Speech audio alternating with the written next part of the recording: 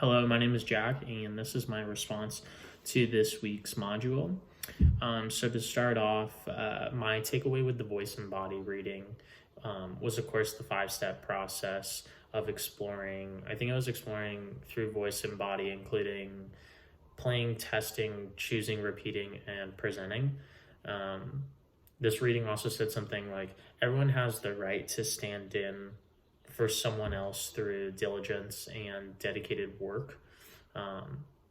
And so all of this kind of reminded me of just poetry out loud, just kind of browsing through this reading and poetry online.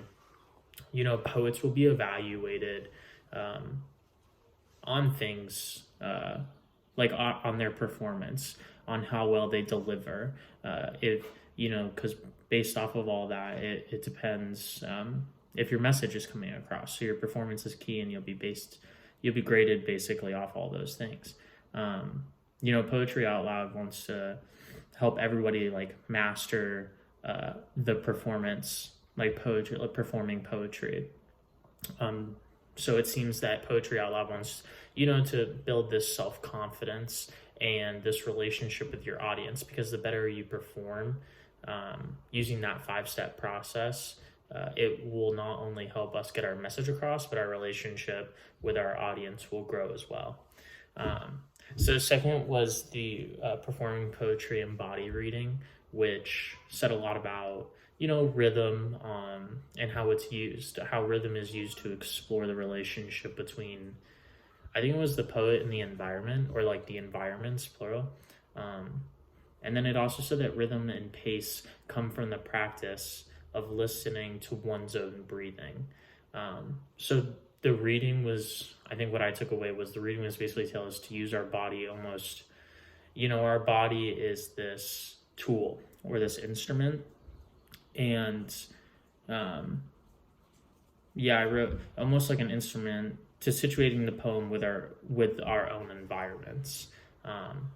And that was where I made the connection between poetry out loud and this reading, because poetry out loud, there's this focus of having an ability to be able to work and practice and like create flow and rhythm with our poems. So it allows us to establish like fluidity within our performances. And when we have that rhythm and pace, it can intrigue our audience and engage them, which will hopefully pass along our intended message of the poem.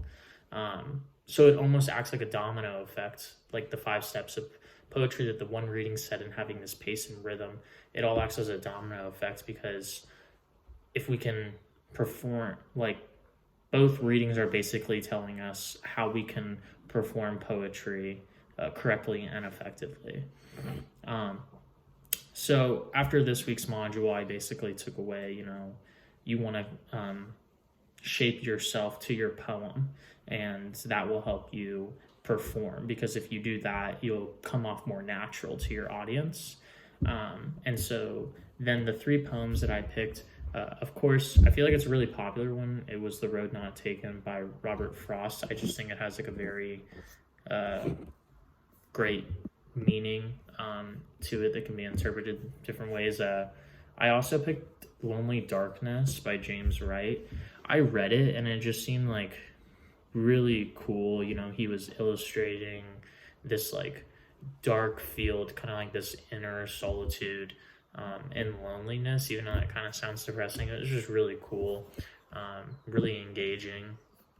And then finally, the last one I picked was Rain, and I don't know how to say his name. It's like Kazmin Ali. But this was also like another cool one. It was a little bit more like spiritual, kind of started off painting this picture with like dark clouds and people, begun taking cover. And then there was this connection, I'm just looking at it now, but there was this connection to like the rain throughout his whole body.